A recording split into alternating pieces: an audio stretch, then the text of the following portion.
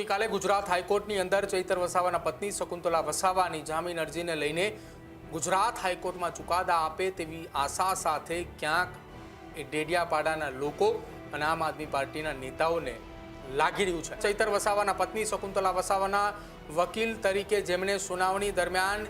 જે રજૂઆતો કરી હતી કે જે ફરિયાદની અંદર ઉલ્લેખ કરવામાં આવ્યું છે અને ફરિયાદ બાદ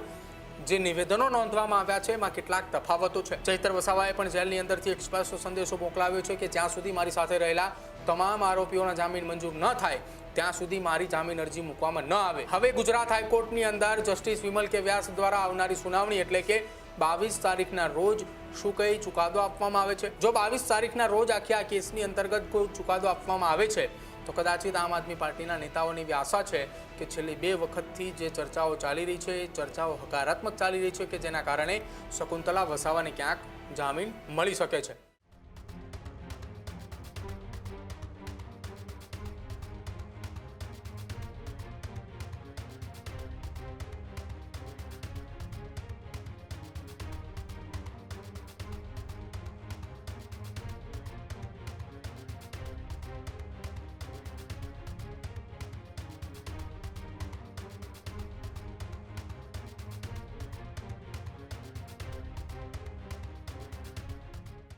ગુજરાતની અંદર ડેડિયાપાડાના ધારાસભ્ય ચૈતર વસાવાને લઈને તમામ લોકોની નજર એ હવે આવતીકાલની સુનાવણી પર છે।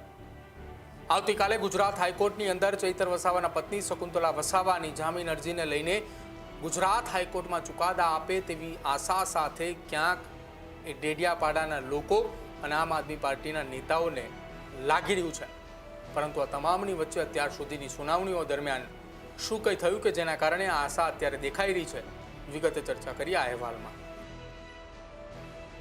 આમ આદમી પાર્ટીના ડેડિયાપાડાના ધારાસભ્ય ચૈતર વસાવા અને તેમના પત્ની શકુંતલા વસાવાએ વર્ષ 2023ની અંદર વનકર્મી પર હુમલાની ઘટના બાદ 7 વર્ષની સજાએ નર્મદા સેશન્સ કોર્ટ દ્વારા આપવામાં આવી હતી।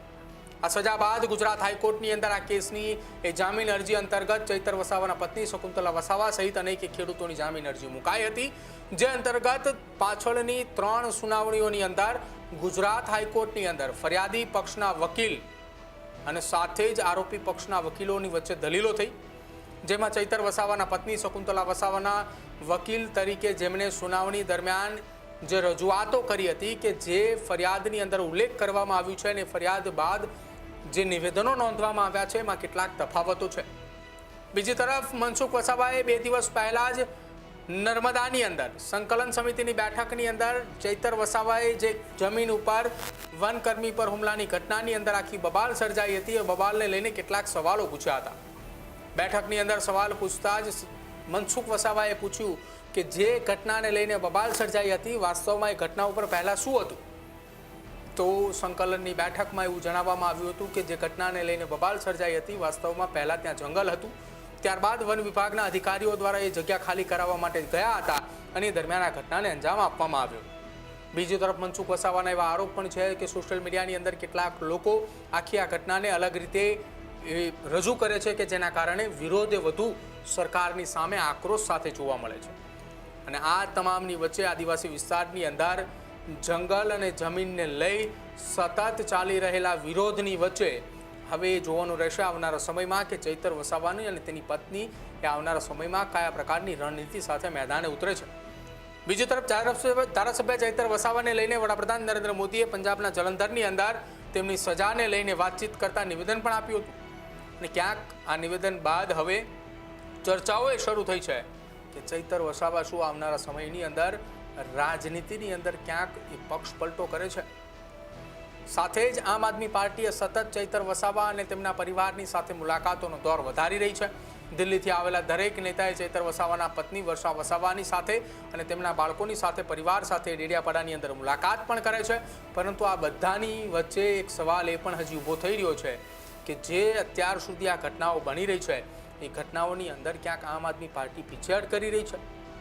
કેમ કે શરૂઆતી તબક્કાની અંદરથી જ આમ આદમી પાર્ટીની લીગલ ટીમ અને સાથે ચૈતર વસાવાના એડવોકેટ સાથે રહીને ગુજરાત હાઈકોર્ટની અંદર તેમના પરિવારના સભ્ય તરીકે શકુંતલા વસાવાના જામીન અને સાથે અન્ય ખેડૂતોના જામીન અરજીને લઈને સતત અપીલો કરી રહ્યા છે। ચૈતર વસાવાએ પણ જેલની અંદરથી એક સ્પષ્ટ સંદેશો મોકલાવ્યો છે કે જ્યાં સુધી મારી સાથે રહેલા તમામ આરોપીઓના જામીન મંજૂર ન થાય ત્યાં સુધી મારી જામીન અરજી મૂકવામાં ન આવે.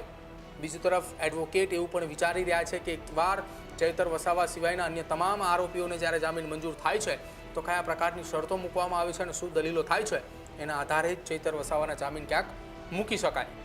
હવે ગુજરાત હાઈકોર્ટની અંદર જસ્ટિસ વિમલ કે વ્યાસ દ્વારા આવનારી સુનાવણી એટલે કે 22 તારીખના રોજ શું કઈ ચુકાદો આપવામાં આવે છે. પહેલાં આખી આ ઘટના મામલે 17 તારીખના રોજ ક્યાંક ચુકાદો આપવાની વાત હતી, પરંતુ એ તારીખ ટળતા હવે એ જ 17 તારીખમાં જે ચુકાદો આપવાની વાત હતી એ ચુકાદો હવે આવનારી 22 તારીખના રોજ આપવામાં આવશે. અને એટલે કે આવતીકાલે આ કેસ સંદર્ભિત મહત્વપૂર્ણ ખુલાસાઓ થશે. જો 22 તારીખના રોજ આખી આ કેસની અંતર્ગત કોઈ ચુકાદો આપવામાં આવે છે તો કદાચિત આમ આદમી પાર્ટીના નેતાઓની એવી આશા છે કે છેલ્લી 2 વખતથી જે ચર્ચાઓ ચાલી રહી છે એ ચર્ચાઓ હકારાત્મક ચાલી રહી છે કે જેના કારણે શકુંતલા વસાવાને ક્યાંક જામીન મળી શકે છે. અને જો શકુંતલા વસાવાને જામીન આ કેસની અંદર મળે છે તો આવનારા સમયમાં ચૈતર વસાવાની જામીન અરજીને લઈને પણ ગુજરાત હાઈકોર્ટની અંદર અપીલ કરી શકાય છે. ખેડૂત ભાઈઓ છે ખેતરમાં ડ્રોન ઉડાવતા હોય છે ત્યારે આપને એક પ્રશ્ન સતાવતો હોય છે કે જે આપણે અત્યાર સુધી જીપીએસ ટેકનોલોજી વાળા ડ્રોન વાપર્યા છે, જેથી કરીને મોબાઈલ ટાવર છે અથવા તો હાઈ ટેન્શન લાઈન પસાર થતી હોય, કોઈ વૃક્ષો હોય, ત્યારે જે જીપીએસ ટેકનોલોજી વાળા ડ્રોન છે એમાં ટકરાય અને ટ્રેસ થાય છે. પણ એગ્રીવન લાવ્યું છે જીએનએસએસ ટેકનોલોજી ડ્રોન, જેથી કરીને એ ડ્રોન છે એ કોઈ જગ્યાએ ટકરાય નહીં, પોતાની રીતે જ ડિસિઝન લે છે અને મૂવ થઈ જાય છે, જેથી કરીને જીએનએસએસ ટેકનોલોજી ડ્રોન છે એ વાપરવાનો આગ્રહ રાખો. આ જ પ્રકારની તમામ અપડેટ જોવા માટે ન્યૂઝરૂમ ગુજરાતને લાઇક, શેર અને સબસ્ક્રાઇબ કરવાનું ભૂલતા નહીં.